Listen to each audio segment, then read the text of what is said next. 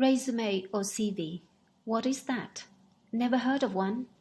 Is it just a written exaggeration of only good things you've done, as well as a wish list of the qualities you'd like to have? Partly true. You'll find out in a minute. In this lesson, you'll learn how to write a resume that captures your brilliance in one page. The lesson will focus on what a resume is and what it should include, what purposes it serves, and when it is needed, and of course, how to write a good resume. A resume, spelled in 3 different ways as shown on the slide here, is a document used by people to present their educational and professional backgrounds and skills. Resumes can be used for a variety of reasons, but most often they are used to secure new employment. They can also be used for an interview during college admission, and increasingly so. The resume is comparable to a curriculum vitae, or CV, in many countries. However, it is usually substantially shorter than a CV. Résumé is a French word meaning summary.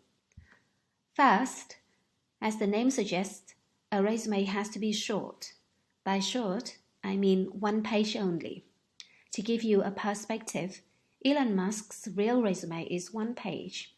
A high school student like you should only ever need 1 page. University admission officers read thousands of applications during any application session, so spare them from the irrelevant details.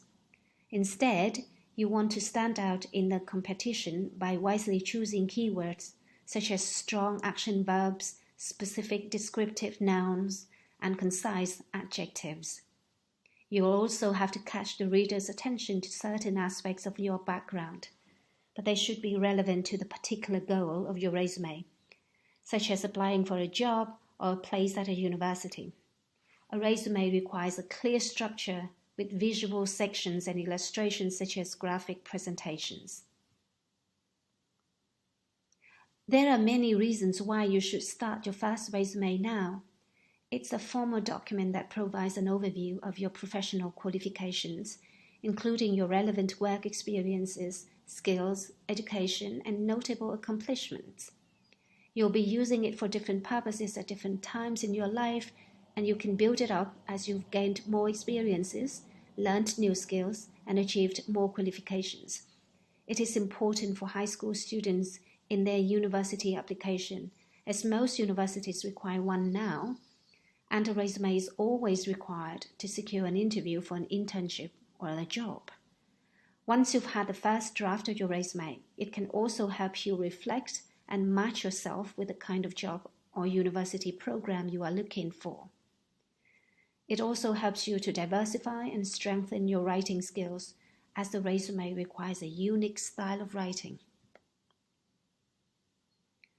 To give you an example of how often a resume is required in university admission, here are some examples of universities across the world who want to see your resume as one of the supporting documents to your application. How do you find out if a resume should be included when university requirements are not always explicit about resumes? Well, here's the rule. If they say resume, submit a resume. If they say maybe, submit a resume. If they say nothing, submit a resume. The only time you don't submit one is when they explicitly say so. The bottom line is, universities welcome your resume even when they don't require it. To write a good resume, you will need to prepare your personal information regarding your educational background, your experiences such as summer jobs, internships, clubs, and extracurricular activities. You will also need some tools to build your resume, which will be introduced in the next section, and some real-life samples of resumes, so you can learn from them and decide for yourself what best suits your content and style. In terms of the information to include in your resume, you'll need to list your experiences with specific details about the name of the company or organization, the position you hold in that experience, and the duration of time or frequency of the activity or experience. You'll also need to summarize your education starting from your high school. Middle school and primary school are unnecessary and irrelevant. Say what the program you are studying, what subjects, what qualifications you have achieved, and what grades you have earned. You can mention all the languages you can speak and at what level, and other working skills such as IT and software skills, time management skills, and communication skills. Another very important part of your resume is for you to list all of your other achievements, whether you have been recognized for your written works such as articles, books, journals, poems, etc. Medals for sport competitions, prizes for academic competitions, or successful experimental projects and fundraising events should also be included in your resume. Just remember, all this information should be about what you have done and accomplished so far. A resume is not a promise of what you will do in the future. A resume is not like any other piece of writing in that it uses a particular style of language. Sentences in a resume do not start with a subject, so you should avoid using I and other personal pronouns, making it seem as if your resume is being written by someone else. This is an odd convention, but your resume will sound weird if you don't follow it. A simple rule for doing this is just to omit them where they should normally be used.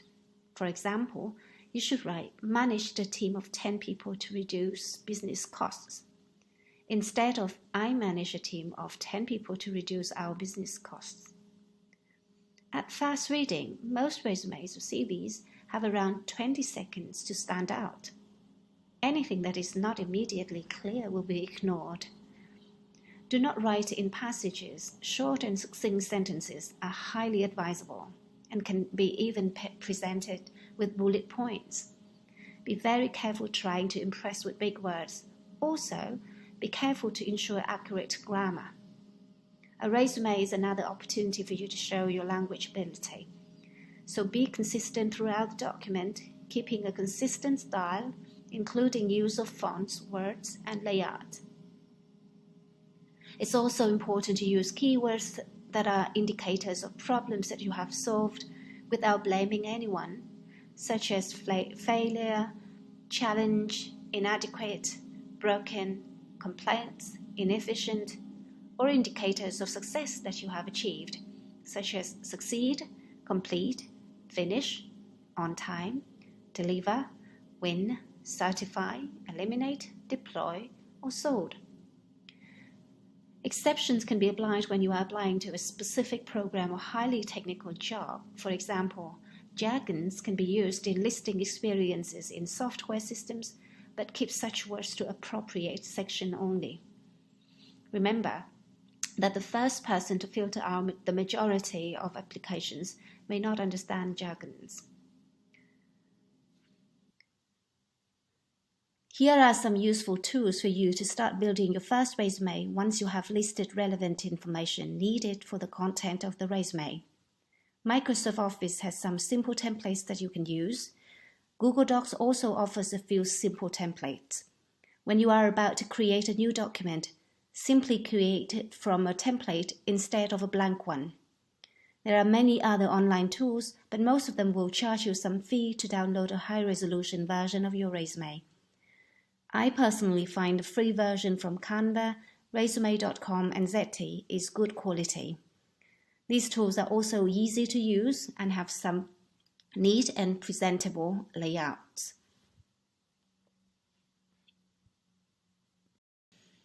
And here are some sample resumes for your reference. 2 are professional resumes, and 1 is a simple template for a high school student resume. You might want to play with your resume layout a little bit. However, unless you are applying to a creative design program, you don't need to crowd your resume with too many illustrations and visual effects. When you write your resume, also keep in mind who is going to read it. Admission officers and recruiters know how to look beyond big and flowery words to get the information they need. Make sure you come across as impressive but truthful too. Be accurate and formal in your language. Since a resume should be short and succinct, every word should count. Spend time reviewing and revising, including coming back to it across several days to see if you can prune it more. Give it to others also to check that anyone can read and understand it. Okay, by now you may think a resume should be fairly simple and easy to write, especially when you have all the tools to use and templates to follow. However, I'm giving you some real-life examples of how badly a resume can be written. This is an extract from the first draft of a resume from my former student, at his permission, of course. You can see he wrote in a long paragraph with a narrative style, filled with personal details and anecdotes that are not relevant. A resume is not a life story. Do not express how you feel while you are doing something. Do not appeal to the reader's emotions. Do not praise your high school or thank your director, principal, or teachers in your resume, no matter how wonderful they are. Your resume is about you only, and it should focus on what you have done, studied, and achieved. And of course, there are good resumes that follow the conventions of the resume writing style, like this one. The person has different sections for different contents and organizes it in a way that highlights her qualifications, education, and experiences. She also uses non-subject sentences in bullet points and uses appropriate language in her resume. Other than the particular language style, what else do you need to include in your resume? The most important thing is to list your experiences and education in the reverse time order. This means that you should list them from the most recent event to the most distant event in the past. If you are to write your resume now, events in 2021 must go before those in 2020, and 2020 before 2029, and so on. Use numbers, scales, and ratios to demonstrate your success and achievements specifically. For example, rather than stating that you are an excellent digital marketer, prove it. Say something that reflects your actual results, such as grew online sales and revenue by 200% in 1 year. Now, that's impressive. Simple, practical words that denote responsibility have the most impact. Launched, solved, transformed, and optimized are all examples of action verbs that make you look good without resorting to cliches. Last but not least, visual presentations can help highlight your achievements and skills in a unique way if used appropriately.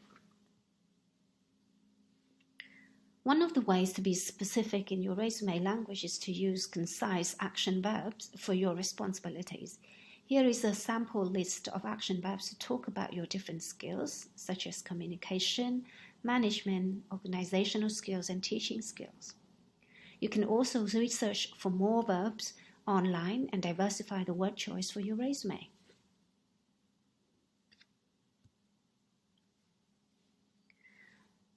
The internet has revolutionized the way we work, study, interact, and of course, write our resumes. These are just a few links for your reference, the tip of the resume guidance iceberg. Use them selectively and make sure to have your counselor or teachers check your resume before you use it in your university application. And as always, if you have any questions, drop me an email and leave a comment on the Google Classroom. For now, enjoy writing your first resume.